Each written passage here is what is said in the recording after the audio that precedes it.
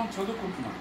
అందుకే 29 మాట అంటాడు, వాటిని నాకు ఇచ్చిన నా తండ్రి అందరికంటే గొప్పవాడు. ఇప్పుడు యేసు ప్రభు వారు ఎవరిని హైలైట్ చేస్తున్నాడు?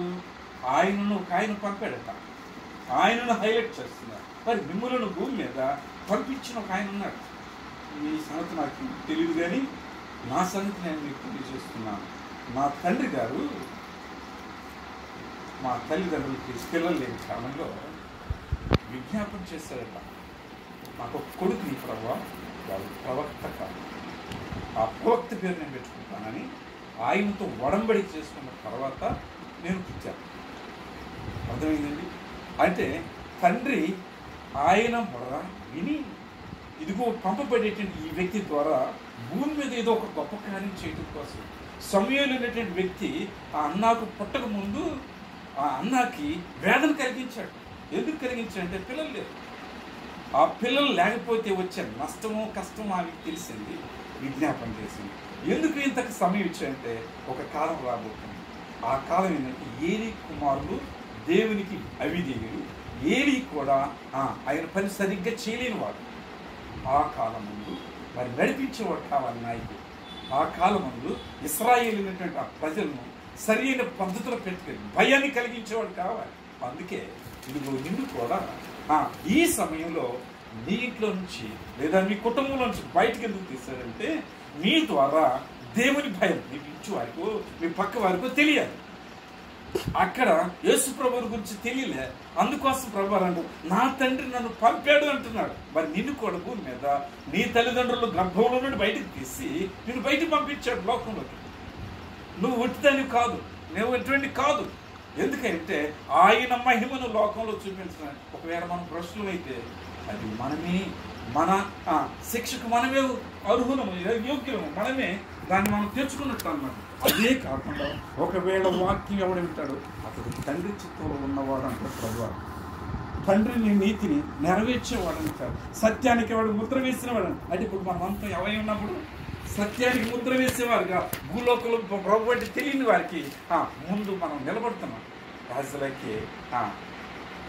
లైఫ్ స్టాచ్యూస్ అన్నమాట. బొమ్మలు చాలా ఉన్నాయి, ఆ బొమ్మలు మనకి ఏం చేయవు, కానీ మనం జీవంతో ఉన్నటువంటి బొమ్మలు అన్నమాట, నడుస్తున్న బొమ్మలు.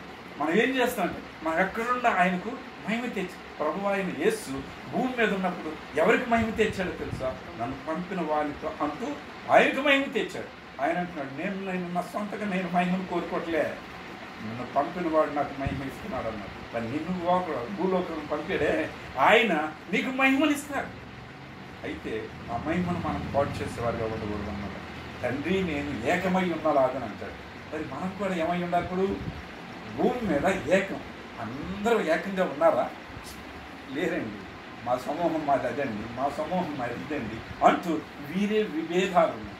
వీరే మా సంఘం, ఇది మా సంఘం అని కట్టుకున్నారు, పేరు పెట్టుకున్నారు, మాదని పేరు పెడుతున్నారు. కానీ దేవుడు అంటున్నాడు ఇది నాది అంటున్నాడు. పేతురు అని బండ మీద ఎవరి సంఘాన్ని కడతాను, మీ సంఘాన్ని కడతాను అన్నాడా?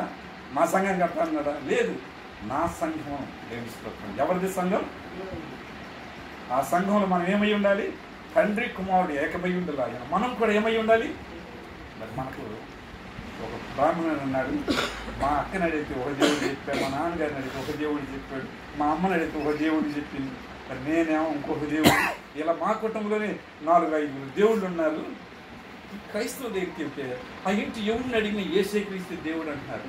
అందుకని నేను ప్రభువుని తెలుసుకున్నాను, ప్రభువుని అంగీకరించాను. మా ఇంట్లో అందరికీ ఒకటే సరిలేదు, అందుకని వాళ్ళకి నెమ్మది లేదు. నాకు ఈ మనసు వచ్చింది, ఈ మాట విన్న తర్వాత నాకు నెమ్మది వచ్చిందని ఒక బ్రాహ్మణుడు బయటకు వచ్చేసాడు. దాన్ని మనం కూడా ఏమై ఉన్నామంటే మన పూర్వీకులు దేవుని ఎరగిన వారే, వారిలో నుండి ఒక అంకురంగా నీవు నేను బయటకు వచ్చాను. ఈ అంకురంలో నుంచి ఆయనకు మహిమ రావాలి, మంచి ఫలాలు మనలోంచి కోరుకుంటున్నాడు దేవుడు. అందుకే నేను తండ్రి ఏకమై ఉన్నవారు, మీరు కూడా ఏమై ఉండకూడదు, ఆయన మనము ఏకమవ్వాలి. ఏకమైతే ఏమవుతుందండి? తండ్రికి మహిమ మన ద్వారా క్రీస్తు వారు గొప్ప కార్యాలు చేసి మంచి ఫలాలు మనలో వచ్చేటట్టు చేసి వాటిని చూసి తండ్రి వాళ్ళ నమ్మకమైనటువంటి వ్యక్తులని మనం చూసి ఆనందించాలంట. అదే ఆయనకు మహిమ. అందుకు వస్తుంది ఇక్కడ అంటున్నాడు, వారందరూ ఎదుట చెప్తున్నారు నేను తండ్రి చేత పంపబడ్డాను. మనం కూడా ఎవరి చేత పంపబడుతున్నామంటే తండ్రి చేతనే. భూలోకంలో మనం మనం ఎవరో మనకి ఒకసారి గ్రహింపు ఉండదు. కానీ మనలను గ్రహింపు చేసే వాక్యం ఏంటంటే మనము దేవుని చేత ప్రేమింపబడుతున్నాం, దేవుని చేత ఎన్నిక చేయబడ్డాం, దేవుని చేత ఏకం చేయబడుతున్నాం, దేవుని చేత ప్రార్థించగలిగి ఉన్నాం, దేవుని చేత రేపు ప్రభు దగ్గర కూర్చోబోతున్నాం.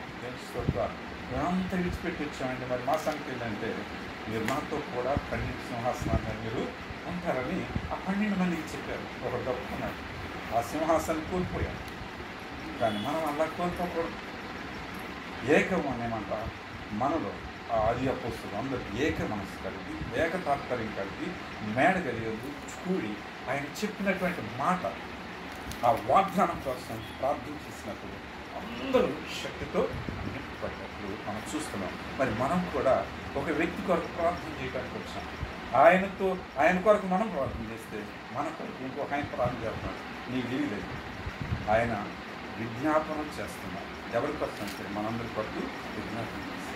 నిజంగా నీ మనస్సు వారి యొక్క అంశాల కొరకే పెడితే నీ కొరకు ఇంకొక ఆయన సరి అయిన అంశాలు మన అవసరాలు ఏంటో ఆయన తీర్చేటట్టు కోసం ఆయన ప్రార్థన చేస్తున్నారు. ఇదేనండి ఏకం. Triangle as like pyramid. ఇది తండ్రి దగ్గర నుంచి మనకి ఏ దీవెన రావాలన్నా కుమారుడైన ఈ నుంచి మనకి సమీపానికి అన్ని తెచ్చి పెట్టేది ఆయన.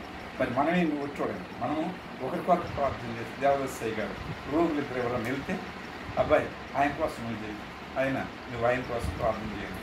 ఆయన పోయి అక్కడ ఇద్దరు కొరకు ప్రార్థన చేసేవాడు. ఇద్దరికి రోగాలు పోయి ఏడ్చుకుంటూ వచ్చినాడు, నవ్వుకుంటాడు. అప్పుడే వెళ్ళిపోయేవాడు.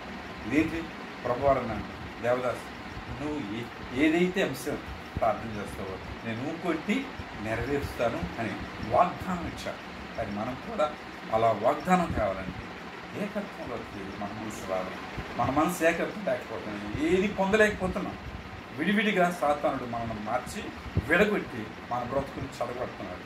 అయితే ఏకత్వంలో ప్రభువారు అంటున్నాడు, నేను తండ్రి ఏకమై ఉన్నలాగా మీరు కూడా ఏమై ఉండాలి, అది మన ప్రార్థన జీవితంకు ఏకత్వం అవసరం తెలియజేస్తూ నా మాట ముగిస్తున్నాను. దేవుడి మాట దీవించుకున్నాను. వాక్యం